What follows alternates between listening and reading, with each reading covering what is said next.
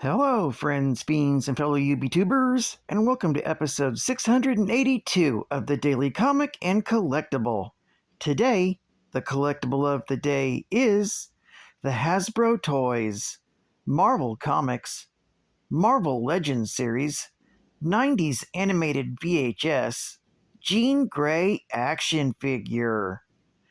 Possessing near limitless psychic potential, Jean Grey is Charles Xavier's very first student, and could someday become the greatest psychic on Earth, and beyond. This 1/12 scale Marvel Legends action figure of Jean Grey of the X-Men mutant team was inspired directly from the animated series of the 90s. This 9-inch action figure of Marvel Girl even includes the premium intricate deco of cartoon animated cell shading painted directly on the figure, looking as if it jumped right off the 90s television screen. Jean Grey features premium articulation for advanced posing and displaying in your 90s animated X-Men collection. Accessories include not only the Jean Grey cell-shaded figure, but also an extra hand-painted head sculpt with flowing long hair, plus an extra pair of interchangeable hands. This cell-shaded X-Men figure comes in a VHS-style collector's box, designed like the original series VHS boxes of the 90s. This box set was released in 2022 by Hasbro Toys. Now, the comic of the day is Uncanny X-Men, Volume 1, issue number 281, with a cover date of October 1991, with story by John Byrne, Jim Lee, and Portacio, art by Portacio, and cover by Portacio. This story is titled Fresh Upstart. The story opens with Jean Grey, Storm, Iceman, Archangel, and Colossus, at the request of the White Queen, are attending a party at the Hellfire Club, as the White Queen believes that they are under threat, and that the X-Men will be the next target of her mysterious attackers. Jean struggles with being inside this place, where the Phoenix became Dark Phoenix, while Iceman ends up flirting with Roulette of the Hellions. The aggressive male Hellions Beef and Empath cause troubles for Colossus before the White Queen appears with a recent spy whom she's captured. Meanwhile, Shinobi Shaw is partying with Trevor Fitzroy, and they discuss the upstarts.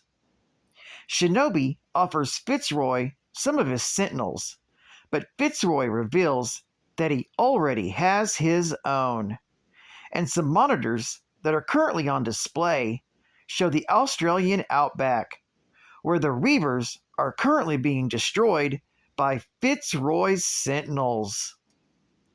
Fitzroy ends up leaving Shinobi, boasting that he's going to destroy the White Queen of the Hellfire Club next. The White Queen begins to psionically torture her prisoner. The psionic backlash ends up affecting Jean, so Storm begins to fight with the White Queen, which causes her Hellions to attack the X-Men. Bevatron ends up taking down Storm, while Beef once more attacks Colossus, and Cat's Eye and THRU take on Iceman. As they all attack, Jean Grey ends the battle with one of her powerful psionic blasts. It's then the White Queen proceeds to explain why the X-Men have been asked there, but is still being cryptic, which Storm does not appreciate. Jetstream, though, is suddenly killed by Trevor Fitzroy, who mysteriously appears.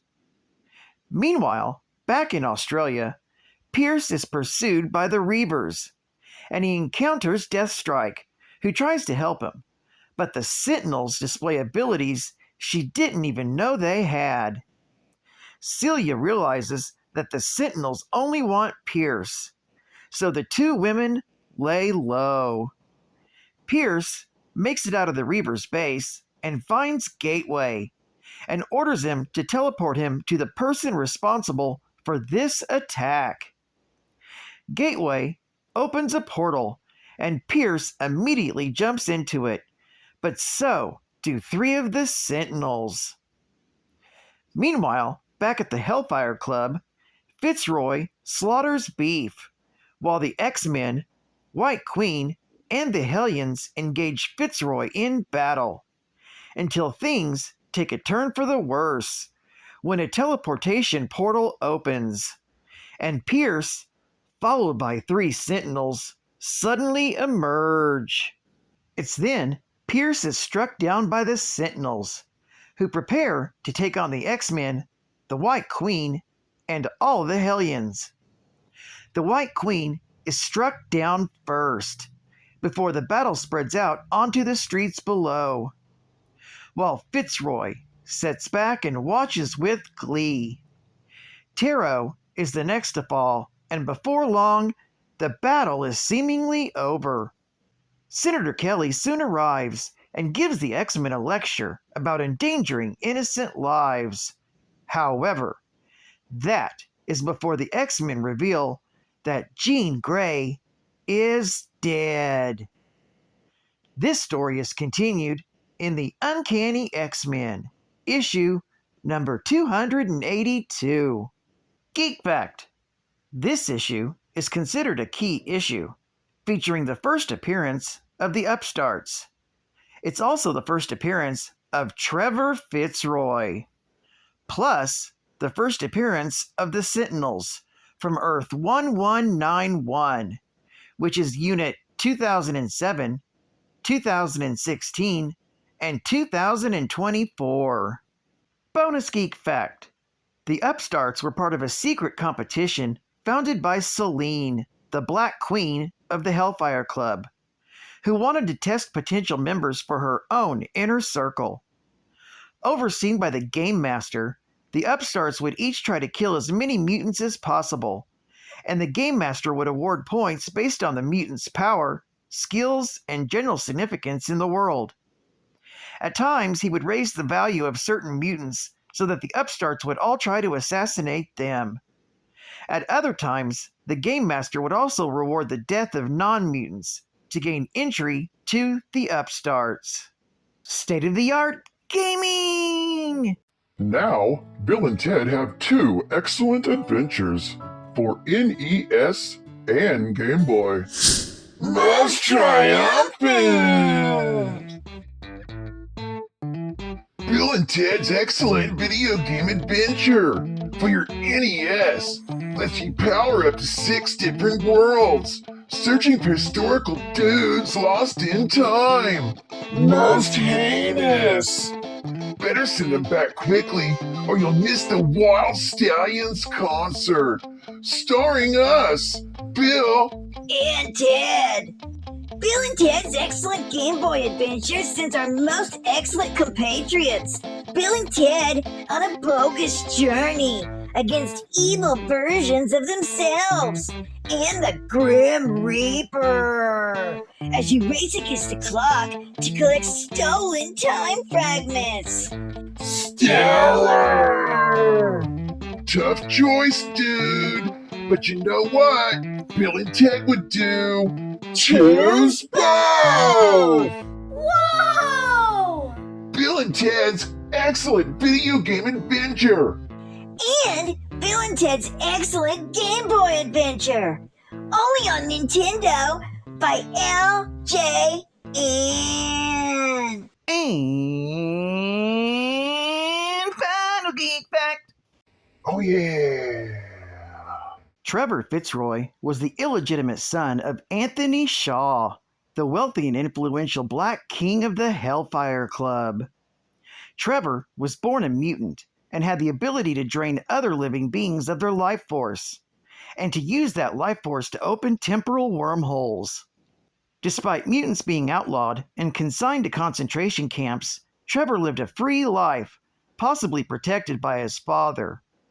At some point, Trevor joined the Summers Rebellion an uprising of mutants and pro-mutant humans against the oppressive anti-mutant policies of the U.S. government. Trevor became close with Ruby Summers, one of the leaders of the rebellion. Trevor was contracted by his father, who had him rescue Ruby and the time-displaced Jamie Madrox and Layla Miller from a Sentinel attack. Trevor aided the rebellion in trying to undo the schemes of Anthony Falcone, but was killed by Cortex. Ruby begged Layla to save him, using her power to bring people back from the dead. However, the terrible consequences of Layla's powers were that those she resurrected came back without souls. But Layla relented and brought Trevor back, allowing him to save them by defeating Cortex. Fitzroy himself thought that he was merely a teleporter, but ended up finding out that he had the ability to travel through time. Fitzroy ended up escaping to the present time with his minion, Bantam. There, he became involved with a group known as the Upstarts, the competition organized by the Game Master to assess who could kill more mutants. As part of this game, Fitzroy unleashed Sentinels on the Reavers and their leader, Donald Pierce, killing them all. Pierce escaped and arrived at the Hellfire Club, followed by the Sentinels. The Sentinels killed Pierce and then killed most of the Hellions and put their leader, the White Queen, in a coma. The X-Men, who had been negotiating with the White Queen, fought Fitzroy. Fitzroy was forced to open a large time portal, allowing prisoners from his own time to escape to the present. The prisoners attacked the X-Men, but stopped when three figures stepped through the portal: Bishop and two agents, Randall and Malcolm. They went after Fitzroy, eventually killing the escaped criminals. The agents were killed, though, but Bishop would remain in the present and join the current X-Men. Well, I'd like to thank you for joining me for another Daily Comic and Collectible, and I hope to see you again Friday. This is Cut Fan Comics Man, and I'll catch you on the flip, baby. Over and out.